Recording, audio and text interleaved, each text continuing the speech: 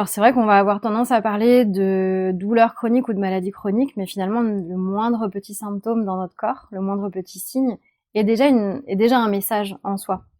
Le corps, il est vraiment là pour nous aider à avancer et on devrait en faire un allié, ce qui n'est pas toujours le cas, ou en tout cas on l'écoute pas toujours.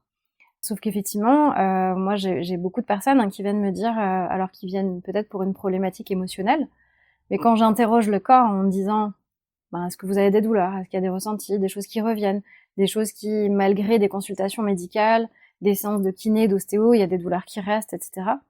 C'est déjà une manifestation qui a une impression émotionnelle au niveau de l'ADN. Donc je disais tout à l'heure, les émotions qu'on va pas traiter, elles vont s'installer en fait au niveau de l'organisme et elles vont laisser une trace au niveau de notre corps, au niveau de notre ADN, mais pas forcément dans tout l'ADN. Et du coup, ça peut être très ciblé. Par exemple, on peut avoir des gens qui vont avoir une douleur en particulier à un endroit du dos. Tout le monde n'a pas les mêmes douleurs, tout le monde n'a pas les mêmes maladies. Et quand on interroge la symbolique de ces maladies, on se rend compte que ça a vraiment du sens. Donc oui, effectivement, il y a vraiment un lien.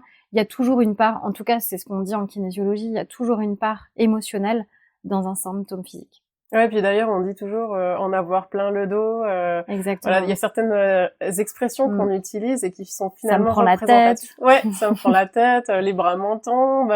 Il y en a plusieurs comme ça qui sont vraiment très ça, liés je le sens pas. au corps. Et effectivement, c'est c'est finalement, ça se manifeste énormément dans notre langage. Et ça, c'est intéressant aussi en séance, pendant toute la partie d'entretien, d'écouter le choix des mots des gens. C'est jamais anodin. Et ça donne déjà des petits indices sur ce qui peut se cacher derrière. Ouais, le langage des oiseaux, je crois qu'on appelle ça comme ça. Ouais. Et